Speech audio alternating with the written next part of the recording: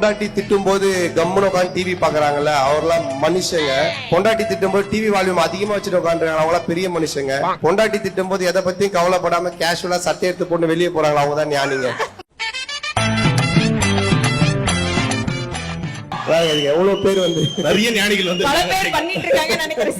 நிறைய பேர் வீட்டுல மாதிரி வந்திருக்காங்க நினைக்கிறேன். கேஷுவலா போற போகல கருத்துல நீ கேட்டவொன்னா ஏதாவது கொஞ்சம் கிண்டலாதான் சொல்லணும்னு தோணுது. ஏன்னா இவ்வளவு நேரம் கருத்தாவே பேசிட்டு இருக்கோம். அது இது எப்படி இருக்குன்னா, பாட்டில் சும்மா இருக்கும் ஆனா குடிச்சவன் ஆடுவான், பணம் சும்மா இருக்கும் ஆனா தூக்கின்னு போறவன் ஆடுவான், பணம் சும்மா இருக்கும் ஆனா வச்சு நிற்கிறவன் ஆடுவான்.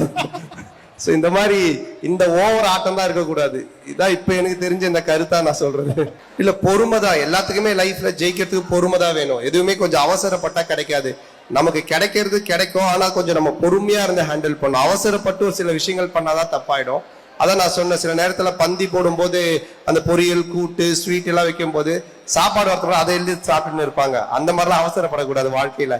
சாப்பாடு வந்து சாம்பார் ஊத்தி அப்பளம் வச்ச உடனே பொறுமையா எடுத்து சாப்பிடுற மாதிரி வாழ்க்கையில கொஞ்சம் பொறுமையா நிதானமா எல்லாத்தையும் ஹேண்டில் பண்ணணும். எல்லாருக்குமே ஒரு டைம்ல லைஃப்ல ஒரு விஷயம் கிடைக்கும், ஆனா கொஞ்சம் பொறுமையா இருக்கணும், அவ்வளவுதான். நம்ம அர்ஜென்சி இல்லாம.